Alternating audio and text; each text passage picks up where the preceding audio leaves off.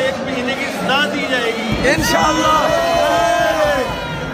सारा कसूर आईजी का है और उसके CCPO का कसूर है कि पुलिस पहली दफा जब से पाकिस्तान बना है, जब से असम्बलियाँ बनी हैं, कभी पुलिस नहीं आई कि इनको नून को क्रेडिट जाता है, इन लोटों को क्रेडिट जाता है जो नून लेके। सब्सक्राइब करें और बेल दबाएं ताकि कोई खबर रह न जाए।